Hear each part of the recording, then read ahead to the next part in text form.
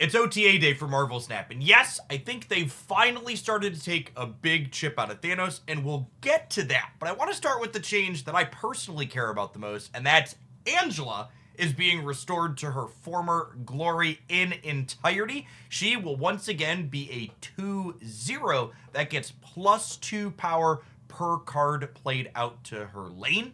Angela's back. As Second Dinner even says in their breakdown, they acknowledge that the metagame has shifted since they changed her to +1, and I'm excited to have one of my favorite cards and this small ball package with Kitty Pryde and things that move like Nightcrawler and Jeff potentially be a reasonable choice in the metagame again. The biggest thing to shout out for my personal enjoyment of this Angela change is not only that does she scale more, but her base 0 starting power means that she's phenomenal inside of Bass decks like I enjoy playing with Bounce, and she can go back inside of Mr. Negative where she was a long time staple before she got shifted to being a 2/2 with +1 power. This change is long overdue in my opinion. I'm glad to see them putting stats back into these small growing cards. Moving along to the Mad Titan Thanos, I gotta say, the change this week is fantastic in my opinion. Thanos will now say, starts in your opening hand and shuffle 6 Infinity Stones into your deck. Now, for clarity's sake, this makes Thanos similar to Quicksilver, replacing a card in your opening hand, not Agatha, which is adding an additional card to your hand. This is a big change and a big downgrade for the Mad Titan because it means that you're going to be less likely to see every other card that you put inside of your deck. Second Dinner actually notes in their discussion of this change that the current Thanos deck's win rates are at their absolute lowest in the games where they draw Thanos, and that is now guaranteed to be happening as opposed to something that occasionally happens when you find the Mad Titan in your 18 card starting deck. Second Dinner also notes that this is simply the first stage in a larger range of adjustments they intend to make to Thanos and his Infinity Stone package. Their long-term vision for this card is to focus more heavily on making you want to play the Mad Titan himself, as opposed to just having this flexible utility toolbox that the stones currently offer. They're hoping that by adjusting Thanos decks to be Thanos-centric as opposed to be Infinity Stone-centric will make it so this card can't just easily adapt any new above rate card that are largely intended for other strategies like we've seen with things like Cull Obsidian and Mockingbird and Blob, but I'm sure others that have yet to be introduced or that I've forgotten that are already in the game. Overall, I think both this specific first change and their stated long-term goal for Thanos are fantastic to hear, and I think if they achieve their goal of making these decks Thanos-centric as opposed to Stone-centric, we will achieve a world where there aren't simply new cards that go into Thanos and bad cards like we've been living in for the past few months. In addition to the Thanos change, one of the Infinity Stones is also getting an adjustment this week. Time Stone will now say, on reveal, give Thanos -1 cost next turn, draw a card.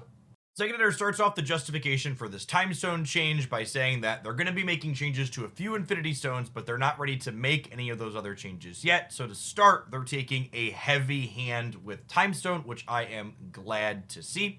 They then go on to acknowledge that their last change to Time Stone actually did very little to the win rate of the card, which doesn't surprise me. I think the last Time Stone adjustment was mostly a lateral change, better in some situations and worse in others, and I think this new Time Stone adjustment is a big deal. Only being able to ramp into Thanos is definitely a drawback, and this Time Stone version is going back to having a specific timing window, meaning that if you want to play Thanos on turn 5 or with a discount on turn 6, you're going to have to play Time Stone specifically the turn before, meaning you can't just play it out willy-nilly on curve to benefit things like Cull and Mockingbird if you want Time Stone to do more than simply draw you a card.